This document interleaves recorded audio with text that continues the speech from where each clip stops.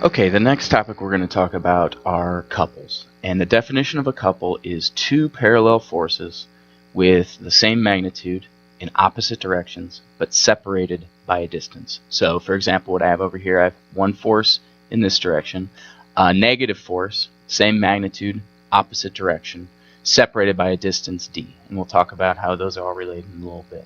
Okay, but what I have here is I have the fact that the resultant force is 0. Okay, because if I sum these two forces up, I have F minus F equals 0. So I have no linear force. I'm left with pure rotation. So if you think about, say, a steering wheel on a car, and I've got my hands on either side, I lift up with my right hand, down with my left hand, and I'm creating a pure rotation about the center of that wheel. That's what I have with a couple moment. Okay, and that will follow the right hand rule. Okay, make your fingers curl on your right hand in the direction that the moment's gonna go, and your thumb points in the direction of the vector. Again, right hand fingers curl around, showing you the direction of the rotation. So that's the definition of a couple. So let's move on to 3 dimensions and talk about taking the moment of a couple about an arbitrary point. Now I'm choosing point O in this picture.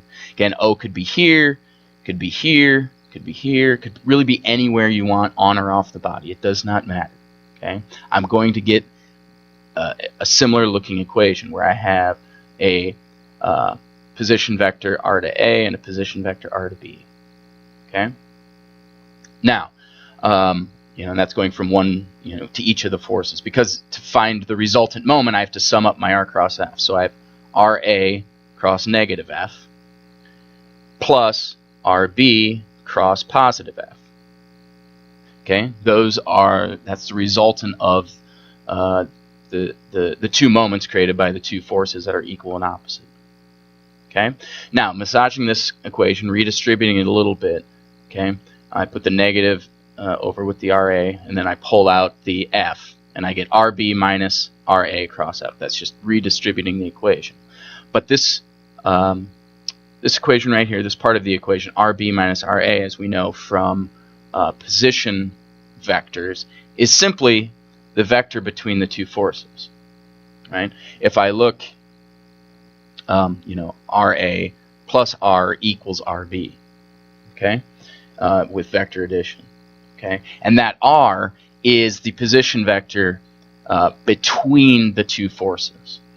So why is that important? Well, what it means is, again, I'm going to get this result regardless of where I take O. If I take O over here, I'm going to have RA, RB.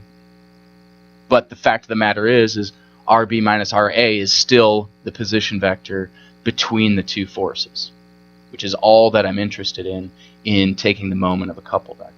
So if I think about 2 dimensions, if I have a perpendicular distance d here, the magnitude is simply going to be the distance from one force to the other.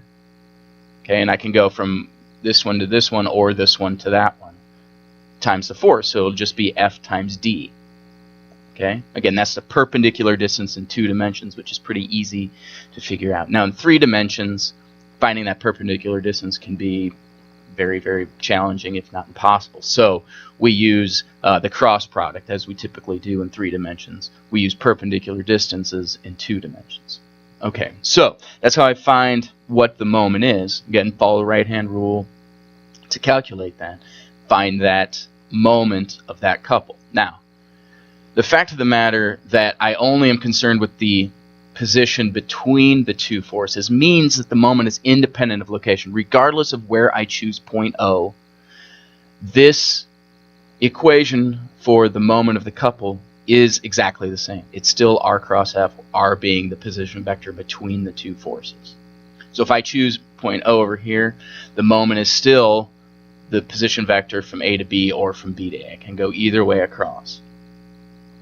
Okay? Any place I choose, I'm going to get the exact same value for the moment of that couple. Okay, it's independent of location, does not matter, which is unlike the force. It very much matters where I take the location of a single force. But if I have a couple moment where I have 2 forces equal and opposite separated by a distance, okay, the location is unimportant. What that means is I have a free vector, and this is a key point in moments, which makes them very easy to deal with in systems. Okay, a free vector, again, the location is independent.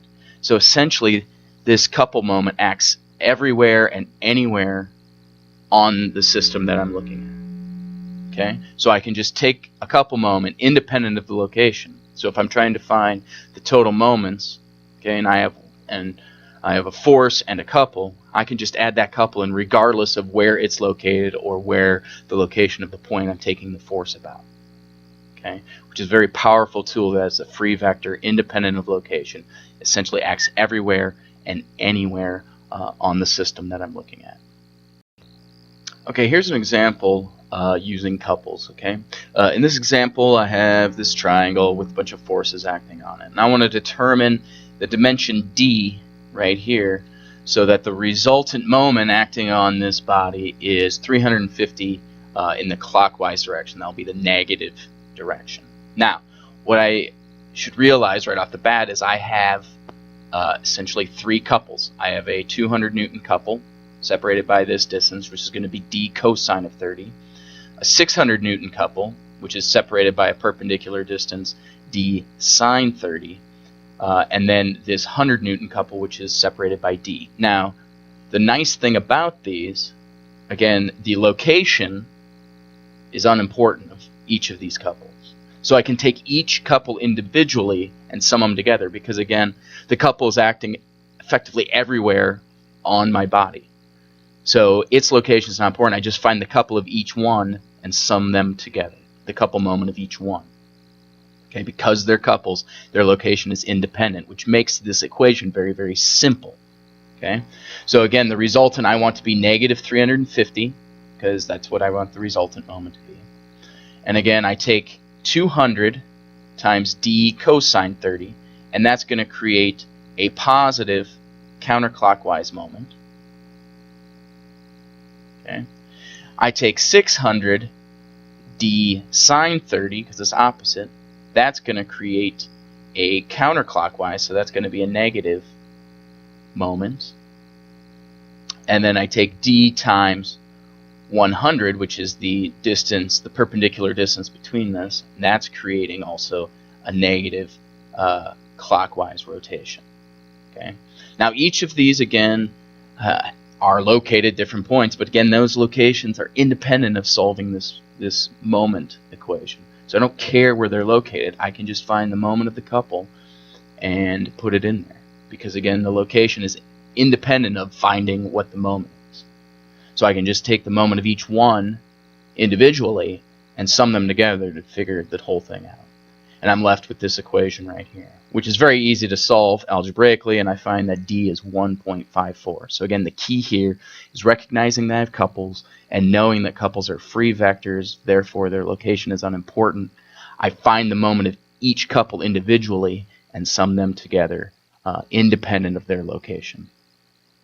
In this problem, we want to determine the magnitude of the resultant couple moment of the two couples that I have here. I have this 35 Newton couple on this wheel and this 25 Newton couple on this wheel. Now notice the 35 Newton couple is directed in the, that would be the negative x-axis using the right-hand rule, whereas this 25 is a little bit in the x and a little bit in the y, okay, at this 60-degree angle. Okay, now I can treat these, I can do, because they're free vectors, I can take each couple individually and then just simply add them together. Okay, so I'm going to find the x component of each couple, add those together, and then the y component of each couple, which is only in the 25 Newton, and add those together. So the couple moments in the x direction, again, is negative 35 times 350 millimeters. Okay, and again, that's this couple, okay, acted along the x direction. Okay, and now this one also is spinning in this direction, so my thumb would point back in that direction, which would be back in the negative x direction. So it would be 25 times 350 again. Okay, but cosine of 60 to do the x direction. And that's negative because, again, using the right hand rule, my right thumb would point back towards the origin here. So it would be a negative cosine 60 of that couple. Now the y component is just going to be that sine 60, also going to be negative for the same reason. My thumb's pointing back towards the origin. Okay, and again, I can sum these together because they are free vectors. Their location is not important. Okay, or it does not show up in the resultant. Okay, so I just take each individually, sum up the x components and sum up the y components, and then very simply, using Pythagorean theorem, I can find the resultant of the couple moment just by taking the square root of the sum of the squares. Okay, so again, you're just simply, the location of the moment does not matter. They are free vectors, so you just sum up the components of each moment and then do square root of the sum of the squares to find the resultant.